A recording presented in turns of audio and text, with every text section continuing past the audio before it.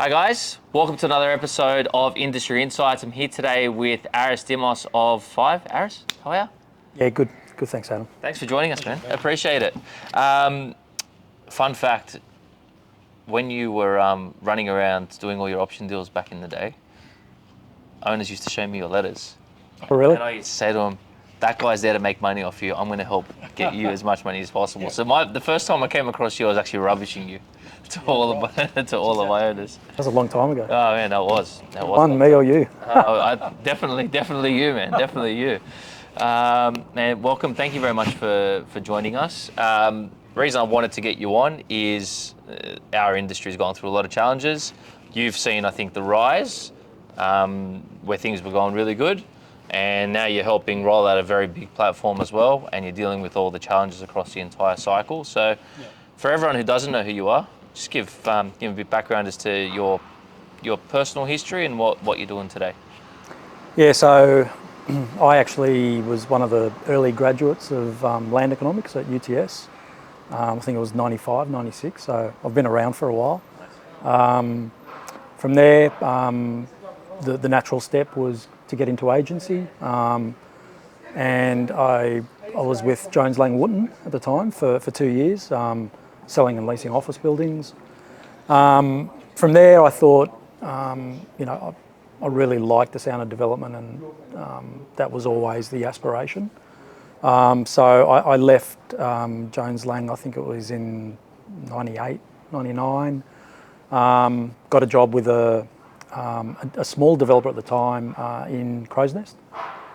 He was doing an industrial estate in Seven Hills, luxury resi in Cremorne, and sort of mid-rise resi in Manly Vale. So it was an interesting sort of introduction to development.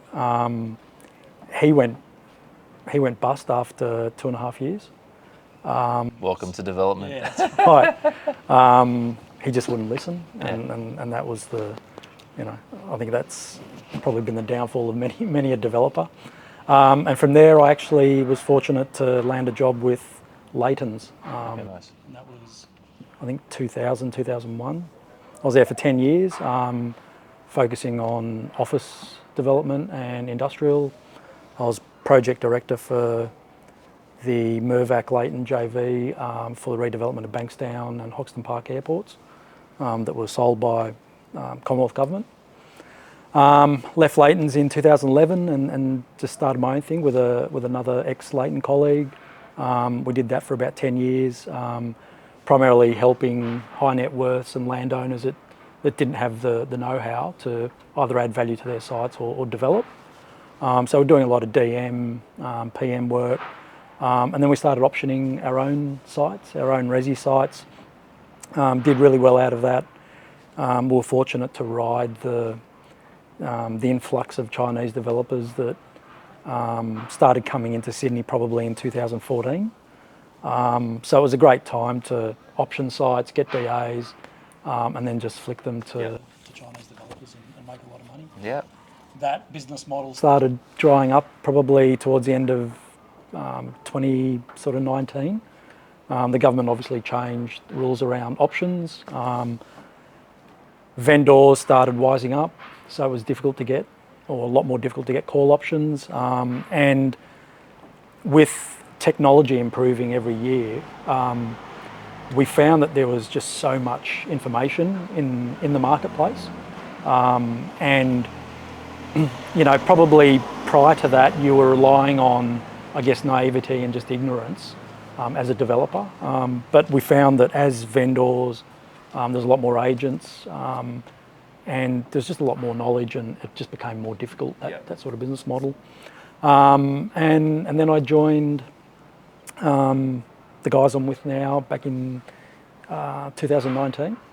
So I joined Binner Group, and I joined with basically the task of setting up and getting a development business going. The guys had a reasonably successful construction business that was growing.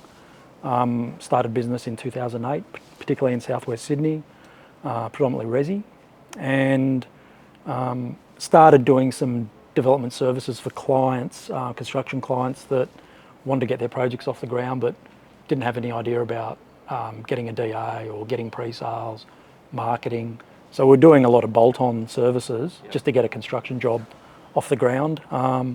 So that naturally led us into, or led the guys into development, and they brought me on to effectively, take the business to the next level.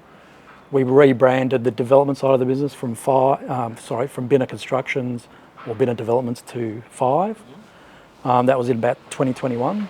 So FYVE is still wholly owned with the Binner Group.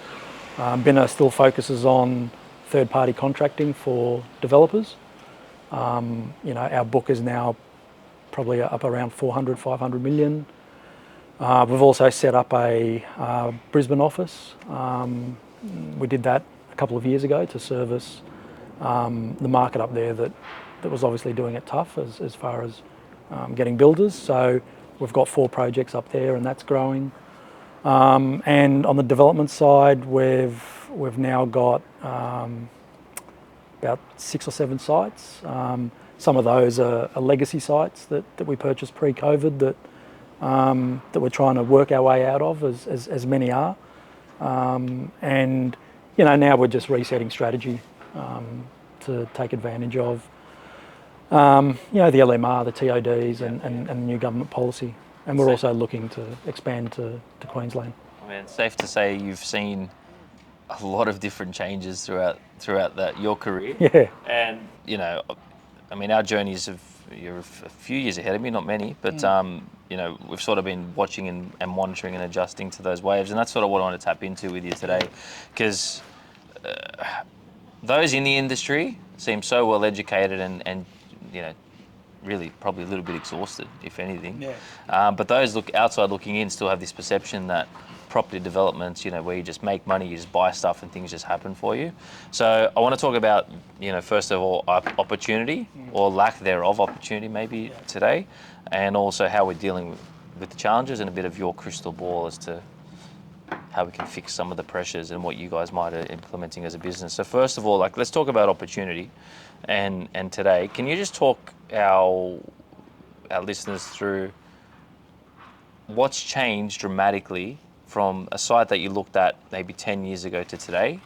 What are the key markers that used to get you excited about a deal that just no longer work, and how you've had to adjust accordingly?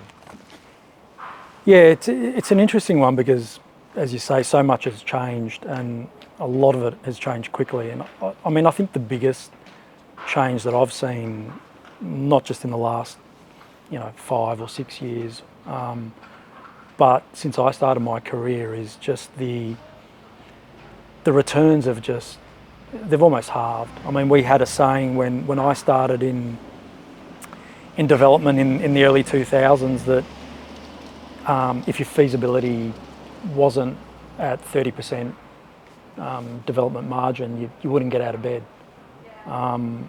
So we're now 26 years later and people are having to get out of bed for 15%. But the risks are far greater. So can you just explain previously what the risks were? If you're a developer, you handed over a block of 100 units, and what are your risks today? Look, I think the biggest one is land risk or land cost. It's massive, just to put up 6 or 7 units now in a location like Mossman. Just the land cost is huge. The GRs that we're needing to get now, not to make 20 or 25%, but just to make 18 or 17%, which in some cases is outperforming now. So those risks have just gone through the roof. Obviously, construction, that's well publicised. Planning, it's seemingly easier at one end of the scale. If you're looking at HDA and projects of big scale, but at the smaller end of the scale, you still have to go through council. Nothing's really changed there. It's still adversarial. It's still difficult, and I think that certainty of investment still isn't there. But the investment has to be so much bigger now. Even for as I say, for a small project or a small developer, I think for me the biggest one is land cost and the GRs that we're all chasing now. Just to So can you just like talk dollars and cents specifically? Like, so I know what they are, but like a block of 20 in Mossman, if you were doing that today, what's the cash requirement or the total project, or both the cash requirement and total project value that a developer would need to put up to deliver that project today? Say mid-market in Mossman. yeah, so mid-market, you're probably looking at 8 to 9,000 a square metre on GFA. So, for 20 units, you're probably looking at 3,000 square metres of GFA. So you're talking $35 million for 20 units. Yeah. That's to buy the dirt. That's just to buy the dirt. Yeah. So it's big bickies, and 20 units it's always been a small development by any metric. Yep. But it's just the numbers now that are amplified to such an extent. And let's just say your build cost is probably a similar sort of number to that in that part of the world, Yeah, 9 to 10. Yeah, I mean, on a per unit, you're talking 30 million, 1.3 to 1.5 million a box. That's it. If you're going to be doing three bedders. So land and construction, forget all your soft cost interest. Yeah. You're at 60 million. Yeah. And how much equity is a group typically having to put up to do that sort of project? Talking like 30 to 35%? Yeah, at least. Probably less, but you're going to gear it up, and most are having to do that because there's not that many developers. I mean, there are a lot of developers who seemingly have the cash, but without the private equity side being there, The market would be dead. Yeah, well, you wouldn't have half the developers wouldn't exist because there wouldn't be a model. Yeah, because the banks aren't supportive of these kind of developments. No, not on those LVRs anyway. No, and they want to see pre-sales. They're getting better. I think now they're coming down to around sort of, they're accepting of 30% of their debt covered in pre-sales, and in some cases on a smaller project, it might be a bit lower, but that's only happened in the last 12 months. Yeah. Prior to that, and prior to the private equity and private debt model, a developer either needed deep pockets or you needed your pre-sales. So there were always high barriers to entry in development. You always had your smaller tier of developer who was doing houses and townhouses, but the bigger stuff was always the domain of, when I was at Leighton's, a $50 million check for land was a big deal in the early 2000s, like a really big deal. Now, there's a lot of developers out there, and not necessarily developers, just speculators, entrepreneurs who are cutting $50 million checks. So that's the biggest change. A lot more competition, obviously. Again, back in my day, I should say, but makes me sound old. But yeah, we'd come up against the same 3 or 4 big groups. So now you've got a lot more competition, and with that comes the threat of oversupply, especially in markets like this. Well, let's talk to that, because you're all looking. The entire industry seems to be looking for the same thing now. Yeah.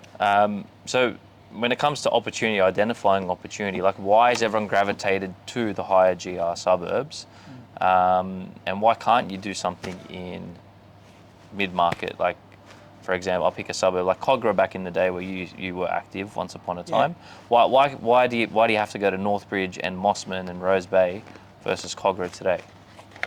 Look, it's simply construction costs that's been the biggest difference. Cogra, even probably 2020, 2021, just pre-COVID, we were putting sites in our feasibility at about 280 to 300 a box to build.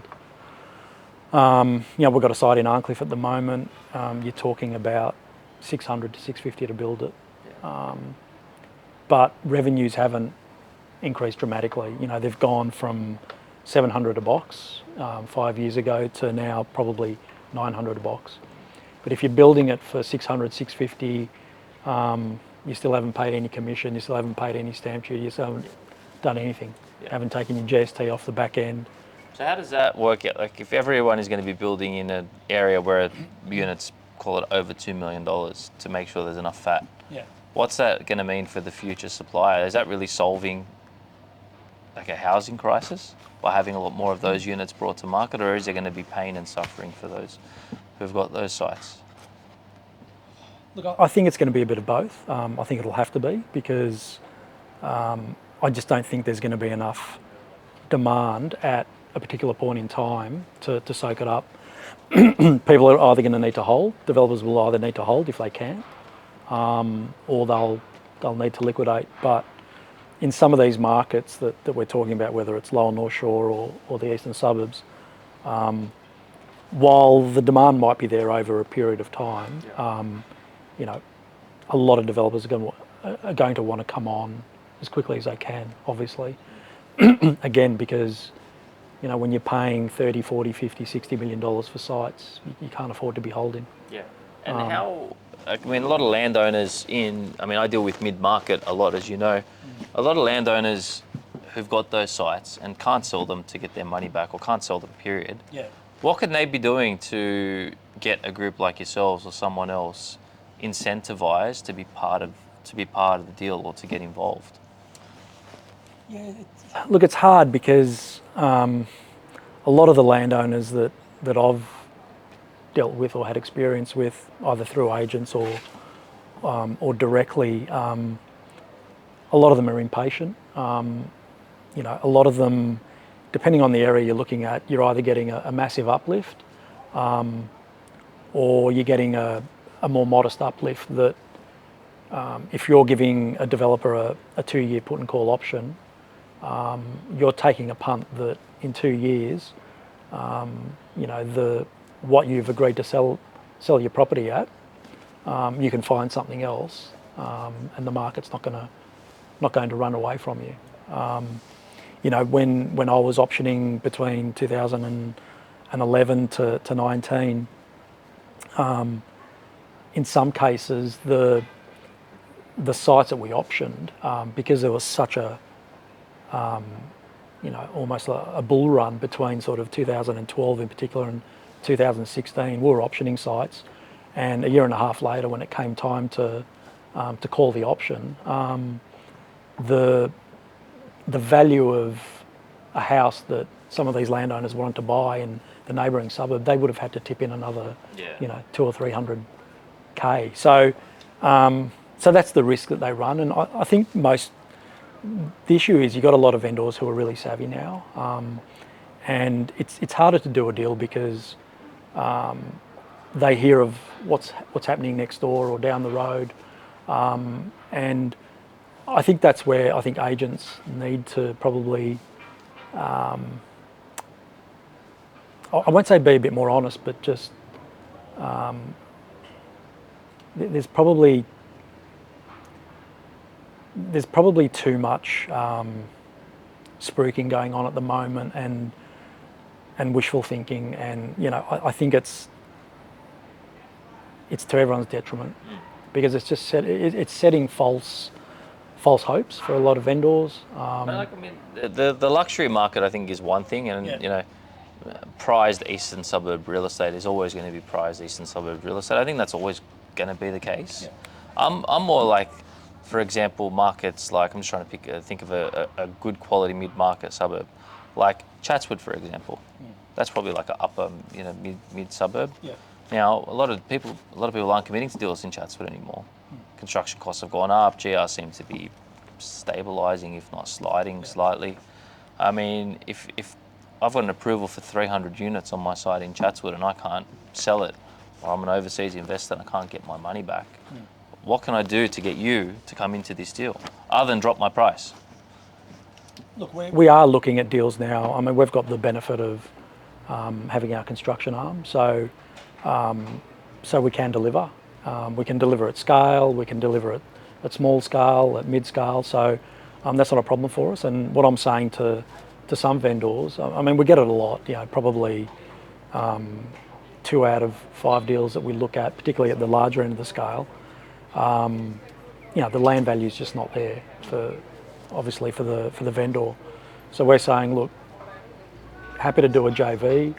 Your land value's got to go in at, call it a value which will, give the project an 18 to 20% margin, and you'll get the rest of your land value at the back end in profit. That's really the only. Have you noticed a shift that more people are becoming open to it, or everyone's still quite closed? Look, it's not that they're not open to it. I think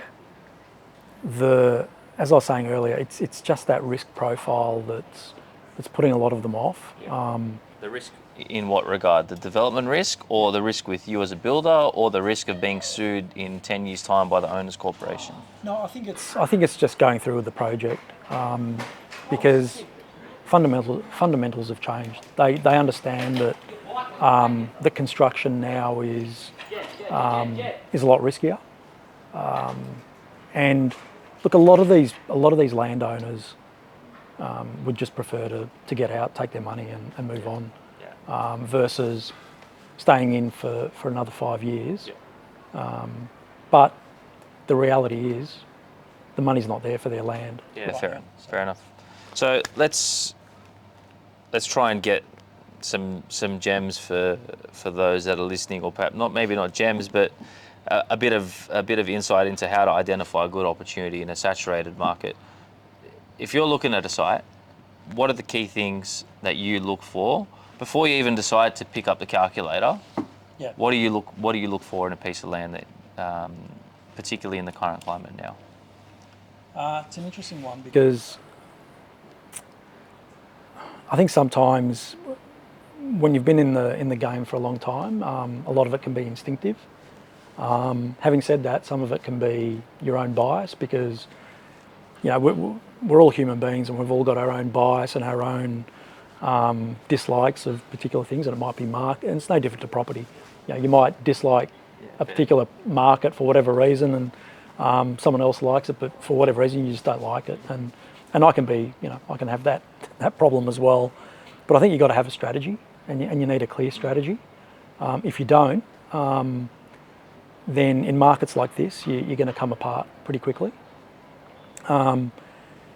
And you need to do your research, because I think there's a lot of developers at the moment that are just, like, go back to Mossman, for example. An agent will just say, oh, your GRs are going to be 40 grand a metre, but they won't. They might be 70 grand a metre on the Balmoral slopes. Yeah. They might be 30 grand a metre on Military Road. It might be 35 over there. So you can never look at a site in that way, especially in those sort of markets. In more predictable markets like the middle markets, like Cogra, you're not going to get a lot of variation in your GRs, whether you're on Regent Street or Railway Parade. Yeah. But for me, it's all about exit strategy. So when I look at where I want to be, if I'm door knocking myself, or if an agent brings me a site, or it comes through some other medium, the first thing I'll look at is I'll start thinking about exit strategy. So you're like, that's, am I selling this product to downsizers? Am I doing as a build to rent to sell to an investor? Yeah. Is that audience here in this location? Like that's sort of your first starting point, yeah, right? And before you approach the site itself. That's right, and it might be an instinctive thing, but if I'm looking at a particular area, I'll say, where do I want to be from a GR perspective, and why? Then I'll start looking, and then it's a case of, okay, which streets, what's got the better profile, if it's a downsizer market, or if I'm relying on, probably half of my sales to be to downsizers, in other words, 3 bedders, then it needs to be a reasonable walk to amenity. And that amenity can be anything from shops, it can be, if you're at the Northern Beaches, it can be a beach, it can be a club, whatever it is. But for me right now, the most important thing is the exit, because you can get into a lot of sites very easily at the moment because there's supply everywhere, in every market, at every price point. But it's a lot harder to get out of them. So, and that's what I always say to my own guys, my own team. Very easy to get into sites at the moment, and I say really easy. I haven't seen anything like this for 25 years. Yep, I agree. But when the agents are turning away listings, it's the market's so supplied. Yeah, but very difficult to get out of them. And with the example you gave before about vendors who have been holding land and they're holding it on land values that are 15, 20% more than the market value, they can't get out. Yep. So I think for me it's partly instinctive, but a lot of it needs to be research driven, have a strategy, and then it's about the exit strategy. I'm thinking straight away about how am I going to offload, how am I going to sell these units and to who. Yeah. So that exit strategy, I mean, that ties into risk, right, as well.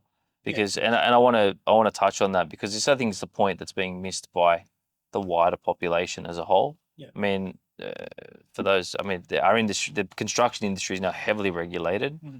Can you just explain the risks that you guys are carrying at, like, obviously going into a project and then after a project as a builder and a developer? Like, for those that are uneducated, assuming you're explaining it to them for the first time, where are you guys exposed for your 20 or 25% margin? Where are your risk points where that gets sucked away very quickly? Pretty much from day one. I mean, obviously acquisition is it's really important because if you don't get it right at the acquisition stage, then unless we're in a market or unless the property is in a location where there's just no competition and there's a lot of demand, then you're never going to play catch up if you've acquired wrong. Yep. From there, obviously planning is still a massive risk depending on which space you're playing in. Obviously if you're playing in that HTA space, then the risks have come back quite a bit. But if you're going down the council pathway, which is effectively, there's still a lot of developments that need to go through the council planning pathway. Still heaps of risk there, a lot of risk. Because the market, the vendors are now so sophisticated that there's just no arbitrage left in the land value. So the days of, if your FSR is 2.2 to 1, you just won't be competitive enough to buy the land if you're assuming a GFA of sort of 1.9 or 2 to 1, because you always want to give yourself a bit of leeway, but you're just not getting that leeway now because of the competition and also the vendor just won't accept a land value that allows you to do that. And then obviously your construction is massive now for all the reasons that most of us know about in terms of the building commissioner, costs, time is huge. So we're looking at now for your average development journey from the time you sign a contract on a site without an approval to the time you hand OC. Look, most you're talking, I think the quickest is probably 4.5 years. Versus 10 years ago, what would you say it would have been then? Probably for a smaller project, I think at least probably 12 months quicker. And construction. I mean, that's substantial. That's like it is, 30% push out in just in time. Yeah. Yeah. I mean, just to give you an example, so we've got a project in Miranda that we're starting fairly soon. Small one that's 35 units. We've owned that since probably 2019, 2020. And in 2019, 2020, we would have built that in probably 16, 17 months. Now you're talking 22 months, and that's for a 35 unit project. Yeah. So you can see on a larger project, even a 60 or 70 unit project, and that doesn't have a lot of construction issues. It's pretty easy access. So you're looking at, when you start looking at a bigger site, tighter site, more difficult access, 2.5 years easy. So, and then to get your OC, that's even, to get now OC and your registration, so you can settle your apartments. That could be anywhere from 4 months to. So we've got massive cost pressures. We've got timelines being pushed out. Very hard to exit at the back end. Margins being compressed. I mean, it's clear to see why the industry's shrunk, right? And the amount of participants as a whole, especially on the smaller end. I hear what you're saying. There's competition for the right sites because you're all chasing the same thing because it's the only thing that works. But why do you guys do it? I mean, legitimate question. I'm not trying to be facetious. Like, there's plenty of other ways to make money, right? So why do the guys persist, and why is that business still there? And what are you planning to achieve moving forward? I mean, I think you do it because you love it. I mean, property development, it's one of those things that, you start with 2 or 3 houses or 4 or 5 or an empty block of land, and you're creating something. And that process, even though it's risky, it's hard work and all the rest of it, it's actually quite rewarding as you move through it. It's challenging, it's rewarding. There's a lot of creativity that goes into it. So I think we do it because we love it. It would obviously help if it was more profitable, no doubt.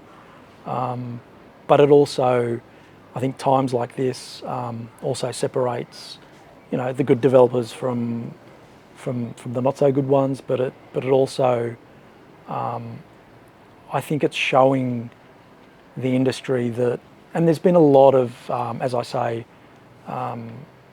people that have entered into the industry that probably otherwise wouldn't have, and because there's a lot of money around now and people are making money in other industries, it looks to be glamorous on the outside, looking in, but I think those groups and people are finding it pretty challenging, and we're seeing it. On the capital side, fair enough. You're right. It's very easy to get your money into this industry, but in terms of boots on the ground, new groups that are building this stuff, there's been barely any new entrants over the last 5 years. Yeah, look, it's hard. I mean, look, I think there are some groups that I know of that have come in, but look, the risks are big. You're putting a lot on the line, particularly as a builder now. You're carrying the liability for pretty much 10 years. Can you explain how that works, please, for those that don't understand what a liability is now? For once you hand over the building, you used to be able to limit your liability to that company that built it. What's the change now? Yeah. Just to give a plug to Binna, we've had the same ABN since 2008. So not every. That's rare. Not everyone's phoenixing. That's rare. Yeah. You'd be in the small minority. Yeah. Look, there is a lot of liability now. I mean, obviously, we're looking at things like LDI insurance, but there was a landmark case recently that found builders owed a duty of care to effectively purchasers and body corporates for 10 years. So, but I think the industry probably needed that. It needed a shake-up. In some respects, even though the barriers to entry were always pretty high, they probably weren't high enough, or the checks and balances just weren't there. Yep. So something needed to be done. It's probably gone too far the other way now, where it's really penalised the industry as a whole and the better builders and the better developers who always had a brand behind them and who weren't phoenixing. But I don't know it feels in some ways like something needs to break before it fixes, and I'm not sure what that's going to be. Yeah, because policy, I mean, the state government, to their credit, they've tried to increase densities and make the planning pathways easier. Yeah. But I'm not sure if it's going to lead to a material change in the amount of supply, particularly where it's needed. Yeah. Right? And that's my biggest bugbear on this stuff is, you know, if you can't build a unit anywhere in Sydney and not be able to sell it for, you know, pretty much has to be over $1 million. Yeah. To give the person developing it any chance of making money, that's not a good housing policy. There is no way we can do what's called affordable housing. Yeah. I don't think we've got a housing policy. We've got, look, I'm pretty passionate about all this stuff because I've been in the industry a long time.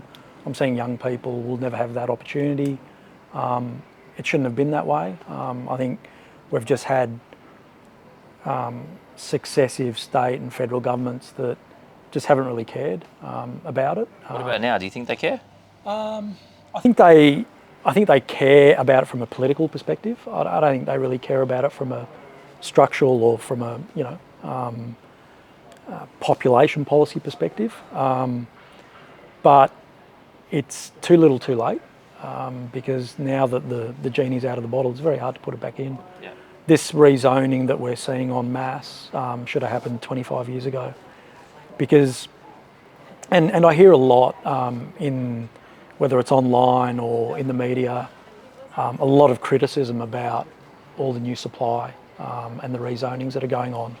But you only have to look at particular pockets where a lot of supply and a lot of rezonings come on, what it's done to land values. Yeah. It's dropping.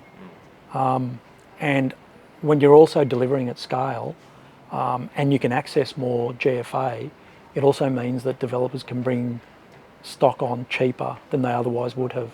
And we're seeing it in some markets that we're actually looking in, where developers are releasing product now at rates in some cases that are lower than you could buy a second-hand apartment for in that particular market. Yeah, wow. So it does work. The problem is it's too late. Yeah. Because land values are now where they are, and you know, while construction costs are a massive impost on the industry, so are land values. And you know, unless there's an intentional sort of government policy that looks to crash the market, we can't go backwards. Yeah. Are there any levers that you think can be pulled to make it easier, or to get housing into the right area, like affordable, or let's say affordable, accessible housing, right? Like at a price point where the average household income can afford. Yeah. Like, is there any policy changes that you think, or any feasibility lines that you see, like, fuck, if they did this would make this so much easier? Look, I think a lot of it is really just tinkering around the edges. You know, it all helps, but getting rid of contributions, for example, you know, that's $30,000 a unit. But we're talking about bringing affordability back, you know, in a big way, and tinkering around the edges isn't going to do it. I really think the government now needs to step in, both state and Commonwealth, and just start spending just direct investment into different housing types, you know, whether it's the Singapore model that we employ, but they have to do that now, because as a developer, we're not good at providing affordable housing. Yeah. It's not that we don't want to or that we can't, but our own model just, it's very difficult to do it. I mean, my take in conversations is that if there was money in it, people would love to do it. Yeah. I mean, like, I know a lot of groups who I'm talking to, if they can buy a site that was feasible to build a unit for under $1 million or a 3-bedder under 1.5, they'd love to do it, because I think there's a huge captive audience there. Problem is, as you said, there's all these pressure points that they can't do it.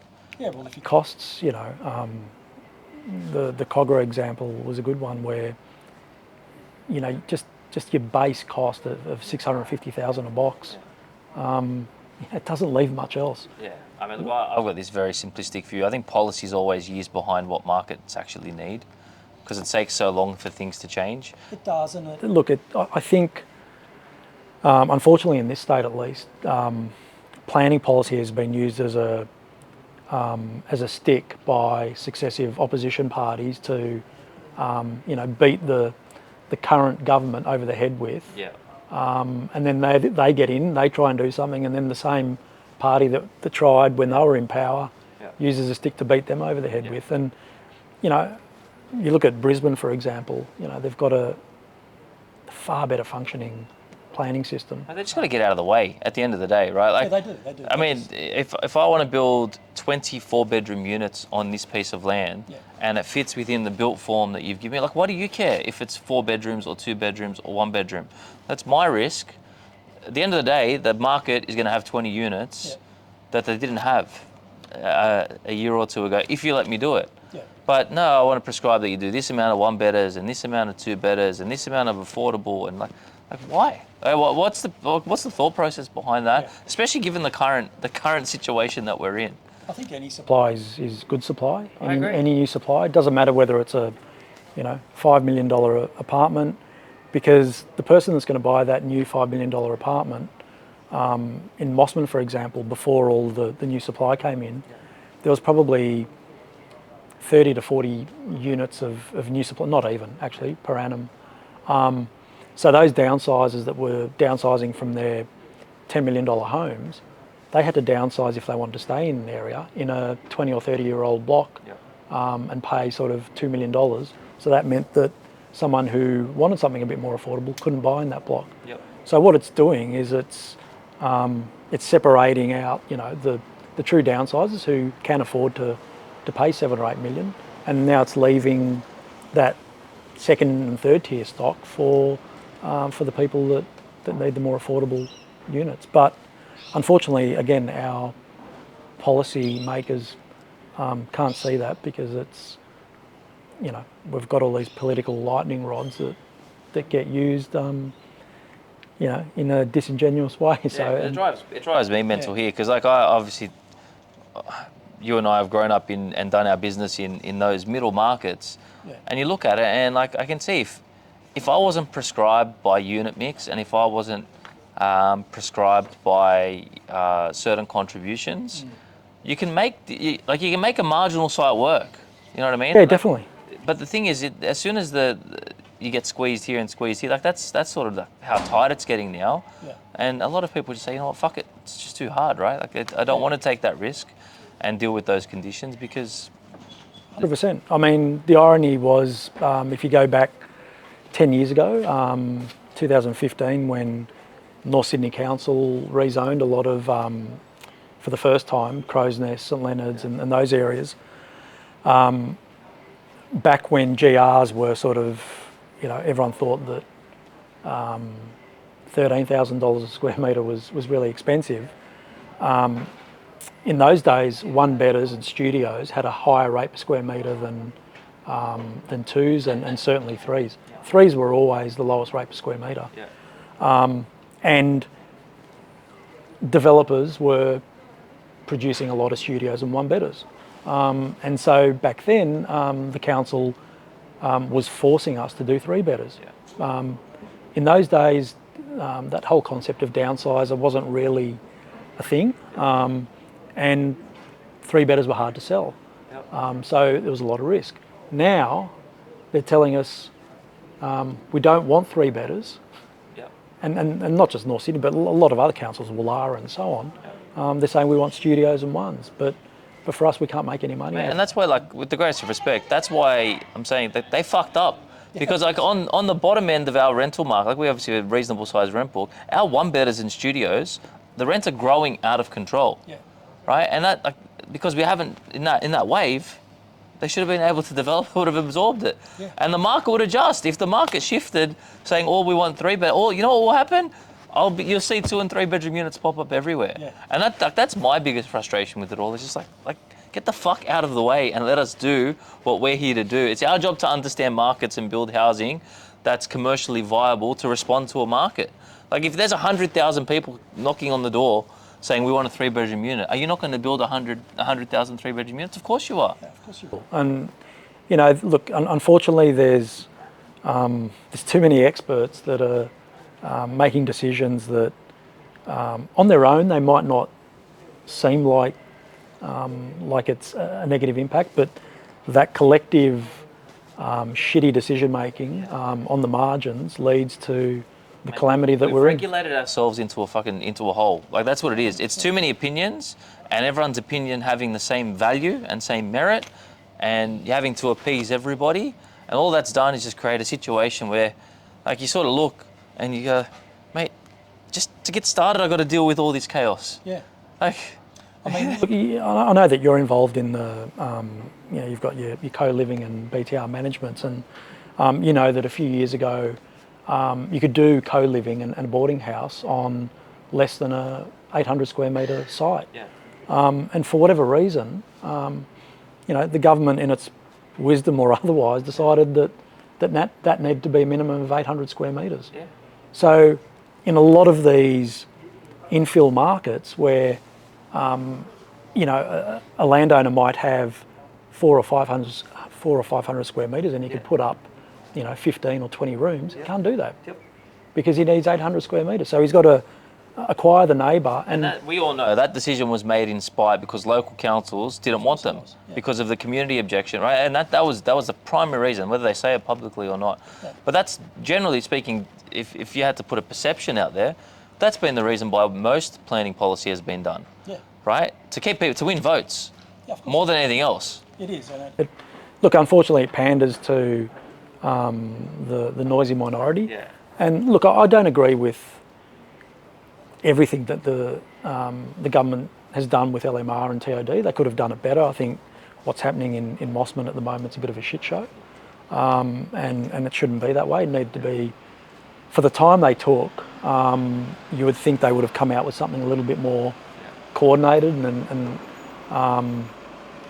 planned properly, given it's a planning policy. But unfortunately, they needed some headlines. They needed to be seen to be doing something. Look, it has resulted in some really good stuff. We're seeing a lot of areas, particularly around metros and infrastructure, now opened up, and I think that's great.